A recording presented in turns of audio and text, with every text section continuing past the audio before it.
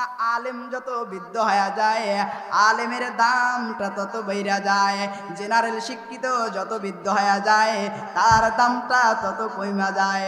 সরকারের প্রমোশনও বন্ধ হয়ে যায়, সমাজের লোকের কাছে দামটা কমে যায়, ছাত্রদের কাছে দামটা কমে যায়। আর একজন আল্লাহওয়ালা বুজুর্গানের দিন, একজন মাদ্রাসার উস্তাদ যত বৃদ্ধ হয়ে যায়, তার দামটা ছাত্রদের কাছেও বেড়ে যায়, আম জনসাধারণের কাছে বাইরা যায়। আল্লাহ পাকের আরশ আজিম পর্যন্ত তার দামটা বাইরা যায়, তার মূল্যায়ন হয়ে যায়, ফেরেশতারা পর্যন্ত সম্মান করতে থাকে। বাস্তব একটা ঘটনা, আল্লাহর একজন ওলি ছিলেন, যার নাম ছিলেন শাহদৌলাহ। আল্লাহর ওলি এমন একজন বুজুর্গ মানুষ ছিলেন, বৃদ্ধ মানুষ। দেখেন, দিনের পথে যারা থাকে, আল্লাহর কোরআনকে যারা মহাব্বত করে, রসুলের হাদিসের সাথে যাদের ভালোবাসা আছে, বাবা একটু দিল দিয়ে শোনেন গো বাবা, শুনলেই আপনার দিলের ভিতরে একটু বুঝ আইসা যাবে। জেনারেল শিক্ষিত বৃদ্ধ হয়ে গেলে তার দাম কইমা যায়। আর যারা আল্লাহর রাস্তায়, আল্লাহর দ্বীনের জন্য, আল্লাহ পাকের কালামের সাথে মহাব্বত লাইগা লাইগা তাদের জীবনটা শেষ করে দিয়েছে, বৃদ্ধ হয়ে গেছে, তাদের দামটা আল্লাহ পাকের দরবারে বৃদ্ধ হলে আরো বেশি বেড়ে যায়। আল্লাহর ওলি শাহদৌলাহ, তার কাছে এলাকার লোকজন চলে গেছেন, ডাক দিয়ে বলতেছেন, ওগো আল্লাহর ওলি, এই যে পাঞ্জাব শহরের ভিতরে একটা বাঁধ দেখা যায়, এই বাঁধটা ভেঙে যাইতেছে, এই বাঁধটা যদি ভেঙে যায়, তাইলে বাঁধটা ভেঙা আমাদের এলাকার ভিতরে পানি প্রবেশ করবে। যদি পানি প্রবেশ করে, তাইলে এলাকার লোকজন মারা যাবে, এলাকার লোকজন বিপদের মধ্যে পড়ে যাবে। আল্লাহর ওলি, আপনি একটু বাঁধের কাছে দাঁড়ায়া দুইটা হাত তুইলা আপনি একটু দোয়া করেন না। আল্লাহর ওলি শাহদৌলাহ বৃদ্ধ মানুষ, লাঠিতে ভর কইরা কইরা চইলা গেছে, লাঠিতে ভর কইরা চইলা যায়া আল্লাহর ওলি শাহদৌলাহ ডাক দিয়ে বলতেছে, এই যুবকেরা শোনো শোনো শোনো, দোয়া করতে হলে একটা কৌদাল লাগবে, কৌদাল ছাড়া দোয়া করা যাবে না। যুবকরা আশ্চর্য হয়ে গেছে, গ্রামের লোকজন আশ্চর্য হয়ে গেছে। আল্লাহর ওলি, আপনি এটা কি বলেন? আপনাকে আনলাম দোয়া করার জন্য, কিন্তু আপনি বলতেছেন দোয়া করতে নাকি কৌদালের প্রয়োজন হয়। আল্লাহর ওলি, এটা আপনি কেমন কথা বললেন? আল্লাহর ওলি শাহদৌলাহ ডাক দিয়ে বলতেছেন, আমি যেটা বলি সেইটা তোমরা করো। একজন দৌড়ায় যায়, কৌদাল আনছে। আল্লাহর ওলি শাহদৌলাহ ওই বাঁধের কাছে দাঁড়ায়া, বৃদ্ধ মানুষ, হাতের শক্তি নাই, হাতগুলো থরথর করে কাঁপে, হাতের ভিতরে কৌদালটা নিয়া এরকম ভাবে বাঁধের মাটি কাটতেছে আর যমুনার দিকে ফালাইতেছে। আর ডাক দিয়ে বলতেছেন, তোরা আমারে দোয়া করার জন্য আনছস, আমি কি দোয়া করব জানি না, কিন্তু আমার মালিক যেই দিকে, আমি শাহদৌলত ওই দিকে। মাটি ডাকাইটা যমুনার ভিতরে দিয়ে দিতেছি, যত তাড়াতাড়ি পারে পানি প্রবেশ করুক, পানি আসুক। শহরের মানুষগুলো বিপদে পড়লে তো আল্লাহর বান্দারাই পড়বে, দেখে মালিক তাদেরকে কষ্ট দিয়া মালিক কি সুখে থাকতে পারে কিনা, মালিকের দেখি মায়া লাগে কিনা। আল্লাহর ওলি শাহদৌলাহ কৌদাল দিয়া মাটি কাটতেছেন, মাটি কাইটা ওখান থেকে চলে গেছেন। আল্লাহ পাক রব্বুল আলামিন ডাক দিয়ে বলতেছেন, ফেরেশতারা, আয় ফেরেশতারা, এই বাঁধের আর 1 ইঞ্চি মাটিও যেন যমুনার পানিতে না যায়, আর 1 ইঞ্চি মাটিও যেন ভেঙে না পানিতে চইলা যায়। যেখানে আমার বান্দা দাঁড়ায়া, আমার মাহবুব বান্দা, আমার পেয়ারা বান্দা শাহদৌলাহ দাঁড়ায় গেছে, বৃদ্ধ মানুষ, আলেম মানুষ, বুজুর্গ মানুষ, আমার তো কুদরতি পায়ে সেজদা দিয়া কান্না করে। তার জবানের বড় দাম আছে, তার পায়ের হাঁটার বড় দাম আছে, তার হাতের বড় দাম আছে। যেই হাত দিয়া মাটি কাইটা যমুনার দিকে ফালাইছে, খবরদার খবরদার যমুনার পানি, খবরদার তোরা আর এরকম ভাবে পাঞ্জাবের বাঁধ ভাঙ্গা শহরের ভিতরে প্রবেশ করতে পারবে না। আল্লাহর ওলি শাহদৌলাহ চলে গেছে। এলাকার লোকজন মনে করছে, কি করলাম কি করলাম, আমরা আল্লাহ দোয়া করার জন্য, আর আল্লাহর ওলি শাহদৌলাহ এরকম ভাবে বাঁধ কাইটা আর নদীতে ফালাইয়া দিল। রাত্রের ভিতরে আমাদের শহরের ভিতরে পানি প্রবেশ করবে, আমাদের আর শহরে থাকার উপায় নাই। সবাই প্রস্তুতি নিতেছে সকাল হওয়ার আগে আমাদের যাইতে হবে। কিন্তু না না না বন্ধু, আল্লাহ পাকের ওলি যেই জায়গার ভিতরে দাঁড়ায় গেছে ওখান থেকে চুল পরিমাণ মাটিও আল্লাহ সরায়া দেয় না। শত শত বছর হয়ে যাইতেছে, এখন পর্যন্ত টিকে আছে, 1 ইঞ্চি মাটি ওখান থেকে সরে নাই। তাইলে আপনাদের থেকেই শুনতে চাই, বলেন আলেম বিদ্য হয়ে গেলে দাম কমে না পারে?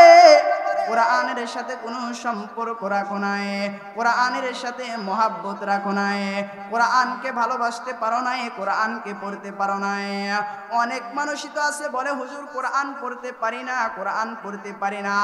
ওগো আল্লাহর বান্দা, কোরআন পড়তে পারো না, একবারও তো চেষ্টা করলা না? ওই যে মাদ্রাসার তালবে ইলমরা ছোট্ট ছোট্ট বাচ্চারা কোরআন পড়ে, তাদের কাছে গিয়া তো তুমি একবারও বসলা না, একবারও জিজ্ঞাসা করলা না আমি কোরআন পড়তে জানি না, তোমরা একটু আমার শিক্ষা দাও না? তুমি তো একবারও মাদ্রাসার ওস্তাদের কাছে মুহতামিম সাহেবের কাছে গেলা না, হুজুর বৃদ্ধ হয়ে গেছি, কখন জানি মালাকুল মউত আজরাইল আলাইহিস সালাতু ওয়াস সালাম এসে যায়। জিন্দেগি ভর তো শুধু গুনাহ আর গুনাহ, গুনাহ আর গুনাহ, গুনাহ ছাড়া অন্য কিছু নাই।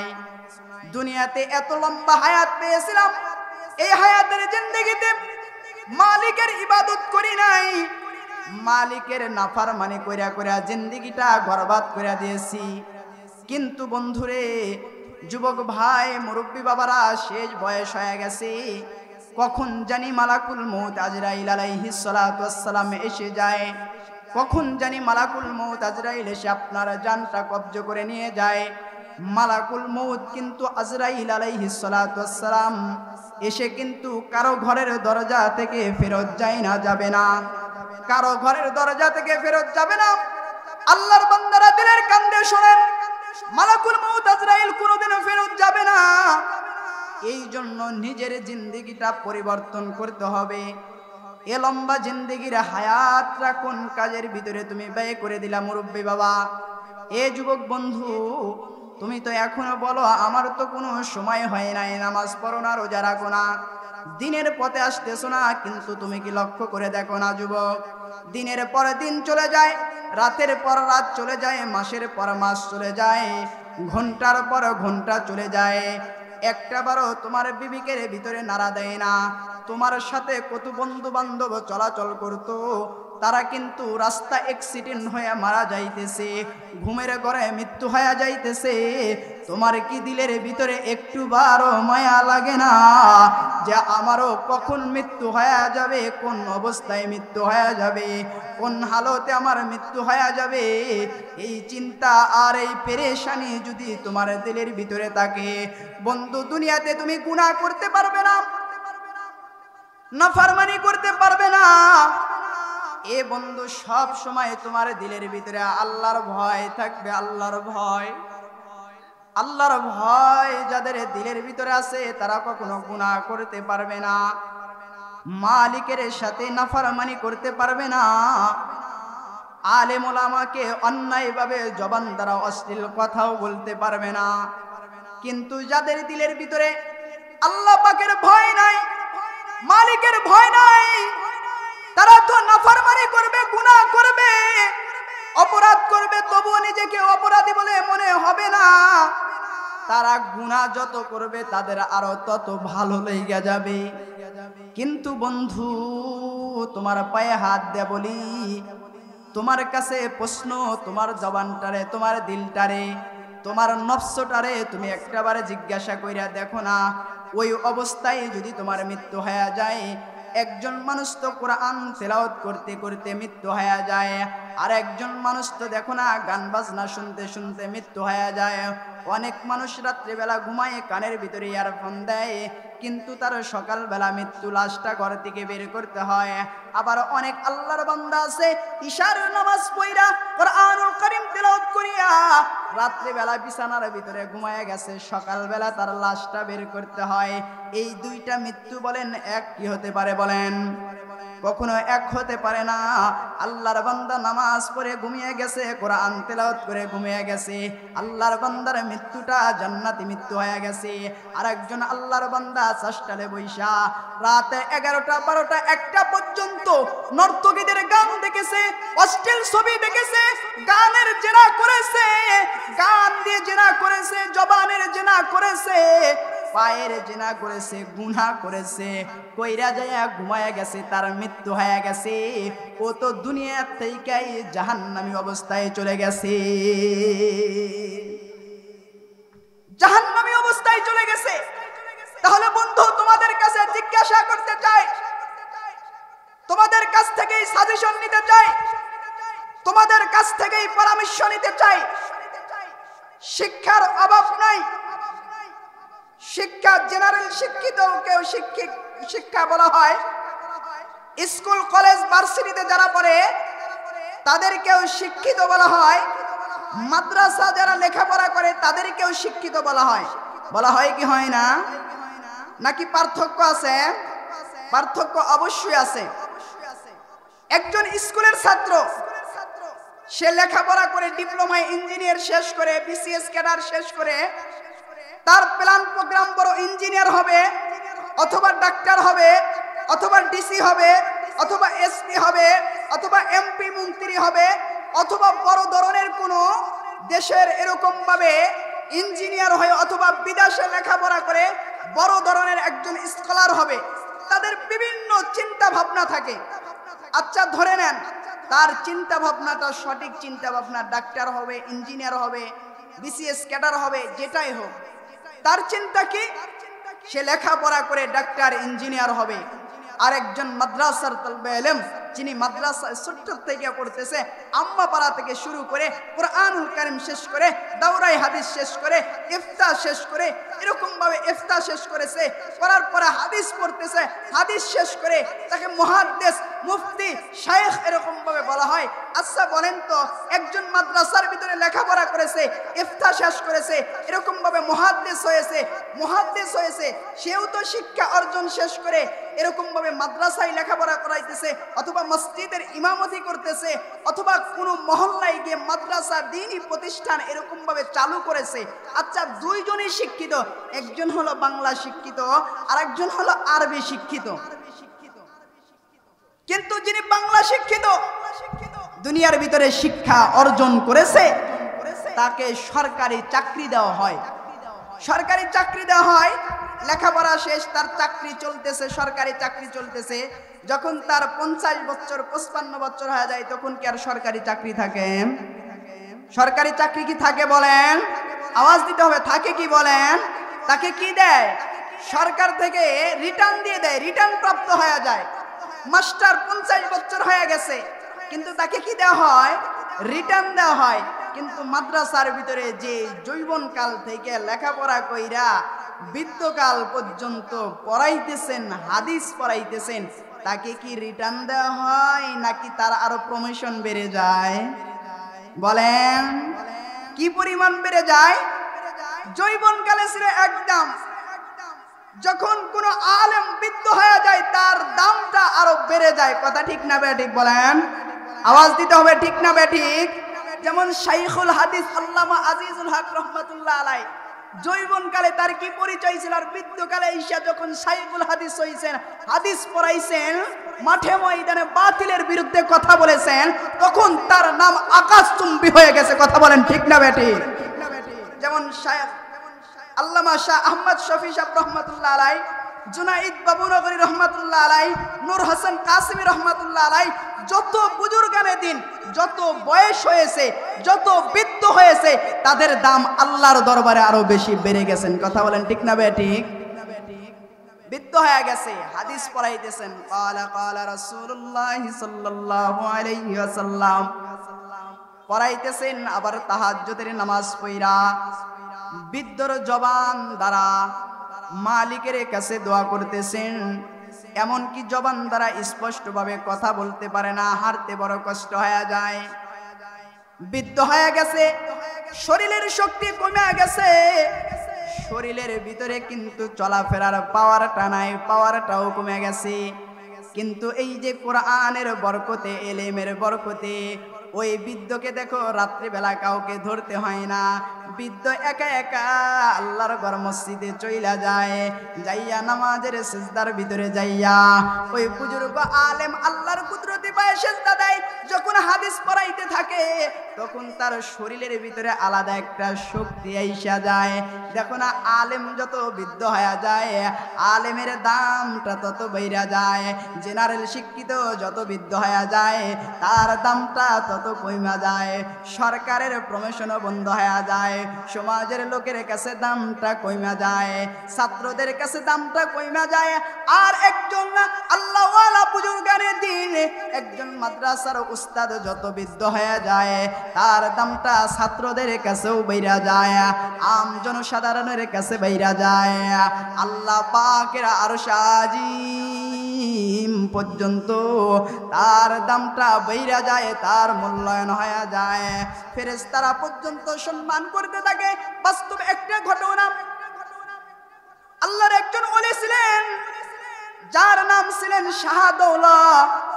আল্লাহর ওলি এমন একজন বুজুর্গ মানুষ ছিলেন, বৃদ্ধ মানুষ। দেখেন, দিনের পথে যারা থাকে, আল্লাহর কোরআনকে যারা মহাব্বত করে, রসুলের হাদিসের সাথে যাদের ভালোবাসা আছে, বাবা একটু দিল দিয়ে শোনেন গো বাবা, শুনলেই আপনার দিলের ভিতরে একটু বুঝ আইসা যাবে। জেনারেল শিক্ষিত বুদ্ধ হয়ে গেলে তার দাম কইমা যায়, আর যারা আল্লাহর রাস্তায় আল্লাহর দ্বীনের জন্য আল্লাহ পাকের কালামের সাথে মহাব্বত লাইগা লাইগা তাদের জীবনটা শেষ করে দিয়েছে, বৃদ্ধ হয়ে গেছে, তাদের দামটা আল্লাহ পাকের দরবারে বৃদ্ধ হলে আরো বেশি বেড়ে যায়। আল্লাহর ওলি শাহদৌলা, তার কাছে এলাকার লোকজন চইলা গেছেন, ডাক দিয়ে বলতেছেন, ওগো আল্লাহর ওলি, এই যে পাঞ্জাব শহরের ভিতরে একটা বাঁধ দেখা যায়, এই বাঁধটা ভেঙা যাইতেছে, এই বাঁধটা যদি ভেঙা যায় তাইলে বাঁধটা ভেঙা আমাদের এলাকার ভিতরে পানি প্রবেশ করবে, যদি পানি প্রবেশ করে তাইলে এলাকার লোকজন মারা যাবে, এলাকার লোকজন বিপদের মধ্যে পড়ে যাবে। আল্লাহর ওলি, আপনি একটু বাঁধের কাছে দাঁড়ায়া দুইটা হাত তুইলা আপনি একটু দোয়া করেন না। আল্লাহর ওলি শাহদৌলা বৃদ্ধ মানুষ, লাঠিতে ভর কইরা কইরা চইলা গেছে, লাঠিতে ভর কইরা চইলা যায়।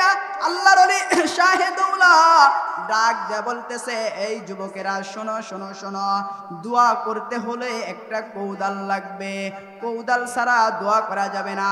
যুবকরা আশ্চর্য হয়ে গেছে, গ্রামের লোকজন আশ্চর্য হয়ে গেছে। আল্লাহর ওলি, আপনি এটা কি বলেন? আপনাকে আল্লাহ দোয়া করার জন্য, কিন্তু আপনি বলতেছেন দোয়া করতে নাকি কৌদালের প্রয়োজন হয়। আল্লাহর ওলি, এটা আপনি কেমন কথা বললেন? আল্লাহর ওলি শাহদৌলা ডাক দিয়ে বলতেছেন, আমি যেটা বলি সেইটা তোমরা করো। একজন দৌড়ায় যায় কৌদাল আনছে।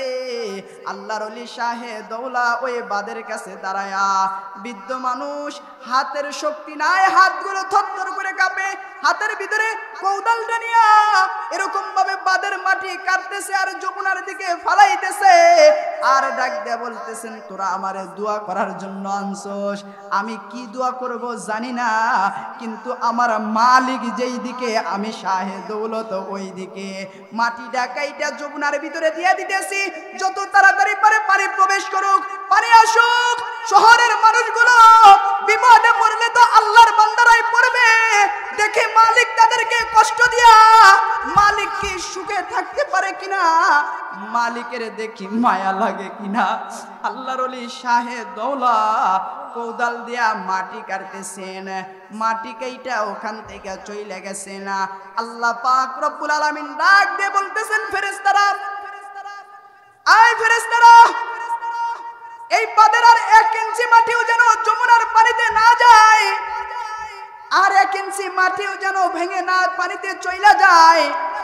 যেখানে আমার বান্দা দাঁড়ায়া, আমার মাহবুব বান্দা, আমার পেয়ারা বান্দা শাহদৌলা দাঁড়ায় গেছে, বৃদ্ধ মানুষ, আলেম মানুষ, বুজুর্গ মানুষ, আমার তো কুদরতি পায়ে সেজদা দিয়া কান্না করে, তার জবানের বড় দাম আছে, তার পায়ের হাঁটার বড় দাম আছে, তার হাতের বড় দাম আছে। যেই হাত দিয়া মাটি কাইটা যমুনার দিকে ফালাইছে, খবরদার খবরদার যমুনার পানি, খবরদার তোরা আর এরকম ভাবে পাঞ্জাবের বাঁধ ভাঙ্গা শহরের ভিতরে প্রবেশ করতে পারবে না। আল্লাহর ওলি শাহে দৌলত চলে গেছে, এলাকার লোকজন মনে করছে কি করলাম কি করলাম, আমরা আল্লাহ দোয়া করার জন্য, আর আল্লাহর ওলি শাহে দৌলত এরকম ভাবে বাঁধ কাইটা আর নদীতে ফালাইয়া দিল। রাত্রের ভিতরে আমাদের শহরের ভিতরে পানি প্রবেশ করবে, আমাদের আর শহরে থাকার উপায় নাই। সবাই প্রস্তুতি নিতেছে, সকাল হওয়ার আগে আমাদের যাইতে হবে। কিন্তু না না না বন্ধু, আল্লাহ পাকের ওলি যেই জায়গার ভিতরে দাঁড়ায় গেছে, ওখান থেকে চুল পরিমাণ মাটিও আল্লাহ সরায়া দেয় না। শত শত বছর হয়ে যাইতেছে, এখন পর্যন্ত টিকে আছে, 1 ইঞ্চি মাটি ওখান থেকে সরে নাই। তাইলে আপনাদের থেকেই শুনতে চাই, বলেন আলেম বিদ্য হয়ে গেলে দাম কমে না বাড়ে? আওয়াজ দিয়ে বলেন পারে না কমে? তাইলে এই যে মাদ্রাসার তালবে ইলমরা, আজকে আপনারা এক মুঠো ভাত তাদেরকে খাওয়াইতেছেন, 2টা টাকা দিয়ে তাদেরকে সাহায্য করতেছেন, তাদেরকে জাগির রাখতেছেন, তাদেরকে সম্মান করতেছেন, ভালোবাসতেছেন, তাদেরকে ইজ্জত করতেছেন, তাদেরকে মহব্বত করতেছেন। ওরে বন্ধু, ওরে যুবক ভাই, ও মুরব্বী বাবারা, তোমাদের কাছ থেকেই শুনতে চায়, তোমরা এই জবাবটা নিজে নিজেই দিয়ে দিবা। যেদিন তোমার মৃত্যু হয়ে যাবে, এই যে মাদ্রাসার মাওলানা সাহেব, মুহতামিম সাহেব, আমার উস্তাদ হযরত মাওলানা আসাদুল্লাহ সাহেব দুনিয়ার থেকে চলে যাবে, মাদ্রাসার যত উস্তাদ আছে সবাই দুনিয়ার থেকে চলে যাবে, মাদ্রাসার যত ছাত্র আছে সবাই দুনিয়ার থেকে চলে যাবে, কেউ থাকবে না, কেউ থাকবে না, এলাকার মানুষও থাকবেন না, এই মাদ্রাসার কমিটিও থাকবে না, এই মাদ্রাসার সভাপতিও থাকবে না, এই মাদ্রাসার কেউ থাকবে না।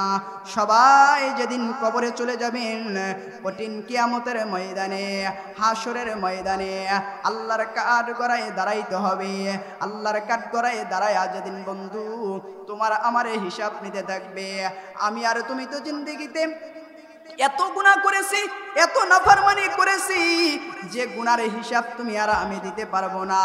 মালিক যদি ওই দিন হাসরের ময়দানে ডাক দেয়া কয়, বান্দা তোকে 70 বছরের হায়াত দান করেছিলাম, 80 বছরের হায়াত দান করেছিলাম, বান্দা তোকে 100 বছরের হায়াত দিয়েছিলাম, কাউকে 50 বছরের হায়াত দিয়েছিলাম, কাউকে 1 মাসের হায়াত দিয়েছিলাম, কাউকে এরকম ভাবে 1 দিনের হায়াত দিয়েছিলাম, কাউকে 1 ঘন্টার হায়াত দিয়েছিলাম, কিন্তু 1 ঘন্টা, 1 মাস, 1 বছর, 50 বছর, 80 বছরের কোনো হিসাব নাই, না নাই নাই নাই, কোনো হিসাব নাই। বান্দা 1 সেকেন্ডের হিসাব দিয়া আমি মাওলা পাকের জান্নাতে চলে যা, এ কোনো শক্তি কি আছেন, কোনো বন্ধু কি আছেন মালিকের দরবারে ওই দিন হিসাব দিয়া আল্লাহ পাকের জান্নাতে যাইতে পারবেন? বলেন, আওয়াজ দেন, যাইতে পারবেন বন্ধু? যাইতে পারবেন না, যাইতে পারবেন না। আমল দিয়েও জান্নাতে যাইতে পারবেন না, ইবাদত দিয়া জান্নাতে যাইতে পারবেন না, দান সদকা দিয়া জান্নাতে যাইতে পারবেন না, ফকর কইরা জান্নাতে যাইতে পারবেন না। বলতে পারেন হুজুর, তাইলে যে নামাজ পড়ি এমনি এমনি পড়তেছি জান্নাতে যাইতে পারবো না? হুজুর এত দান সদকা করি, তাইলে কি জান্নাতে যাইতে পারবো না? জান্নাতে যাইতে পারবেন না যদি আল্লাহ তাআলা রহম না করে, আল্লাহ তাআলা যদি দয়া না করে, তাইলে আপনারা আমল দিয়েও জান্নাতে যাইতে পারবেন না, ইবাদত দিয়ে জান্নাতে যাইতে পারবেন না, দান সদকা দিয়ে জান্নাতে যাইতে পারবেন না, হজ করেছেন জান্নাতে যাইতে পারবেন না। যদি আল্লাহ পাক যদি আপনাকে রহম না করে, দয়া না করে, পুরো আল্লাহর বান্দা জান্নাতে যাইতে পারবে না। আল্লাহ পাক বলেন, ইয়া আইয়ুহাল্লাযীনা আমানু ওয়াবতাগু ইলাইহি ওয়াসিলা, বান্দা ভালো কাজের উসিলা তালাশ করো, ভালো কাজের বাহানা তালাশ করো। এই বান্দা, ভালো কাজ কি? দুনিয়ার ভিতরে ভালো কাজগুলো কি? এই যে মসজিদ করেছো, মাদ্রাসা করেছো, রাস্তাঘাট করেছো, আলেমের সাথে সম্পর্ক রেখেছো, এটাই হলো ভালো কাজ। হাসরের ময়দানে এই আলেমরাই কিন্তু আল্লাহর কাঠ গড়ায় দাঁড়ায়া এরকম ভাবে কিন্তু আল্লাহ পাকের দরবারে সুপারিশ করতে পারবেন। দেখেন না দুনিয়ার ভিতরে যেমন উকিলেরা এরকম ভাবে জজের সামনে দাঁড়ায়া ওকালতি করতে থাকে, আল্লাহ তাআলা হাসরের ময়দানে একজন হক্কানি আলেমকে আল্লাহ পাক রব্বুল আলামিন 10 জন মানুষকে শাফায়াত করে করে জান্নাতে নেওয়ার পারমিশন দিয়ে দিবে। কন্যা সুবহানাল্লাহ। কোন এসপি এটা পারবে না, কোন ডিসি পারবে না, কোন মন্ত্রী পারবে না, কোন সরকার পারবে না। দুই নেত্রী তো চলে গেছে, তাদের কি কোনো ক্ষমতা থাকবে বলেন? কারো ক্ষমতা থাকবে না। ওই দিন এই যে মাদ্রাসার তালবে ইলমগুলো ডাল ভাত খেয়ে মানুষের দাঁড়ে দাঁড়ে গিয়ে লেখাপড়া শিখেছে, ইলম অর্জন করেছে, এই ইলম দিয়ে আল্লাহ পাকের কাঠগড়ায় সেদিন দাঁড়ায় আল্লাহ পাকের দরবারে এরকম ভাবে বলতে থাকবেন, আল্লাহ আমি ওনার বাড়িতে খেয়েছি, উনি আমাকে ভালোবেসেছেন, উনি আমার জাগিরদার, উনি আমাকে সাহায্য করেছেন, পরামর্শ দিয়েছেন আল্লাহ, অথবা আমার মাদ্রাসায় দান করেছেন। এই যে আপনাদের মাদ্রাসার মাওলানা আসাদুল্লাহ সাহেব আপনাদের কাছে মাঝে মধ্যে যায় না? যায় না? মিষ্টি সুরের কথা বলে, কিসের জন্য যায়? তার বাড়ির জন্য যায়। বলেন, তার বাড়ির জন্য যায়, তার সন্তানাদির জন্য যায়, যে আমার সন্তানকে লেখাপড়া করাইতেছি, 10টা টাকা দেন অথবা 20টা টাকা দেন, এর জন্য যায়। বলেন, কিসের জন্য যায়? এই যে আল্লাহর নবীর একটা প্রতিষ্ঠান, এই প্রতিষ্ঠানের জন্য লজ্জা শরম অহংকার সবকিছু ছেড়ে দিয়ে মানুষের কাছে ছোট হয়। আল্লাহর নবীর এই প্রতিষ্ঠানটা যতদিন এই দুনিয়াতে জীবিত থাকবে, যতদিন এখানে থাকবে, কিয়ামত পর্যন্ত যদি এখানে এই প্রতিষ্ঠান থাকে, কিয়ামত পর্যন্ত যারা দান সদকা করেছেন, যারা সন্তানাদিদেরকে এখানে লেখাপড়া শিখাইছেন, তাদেরকে মানুষের মতন মানুষ গড়ে তুলেছেন, কিয়ামত পর্যন্ত এখান থেকে আপনারা সব পাইতে থাকবেন।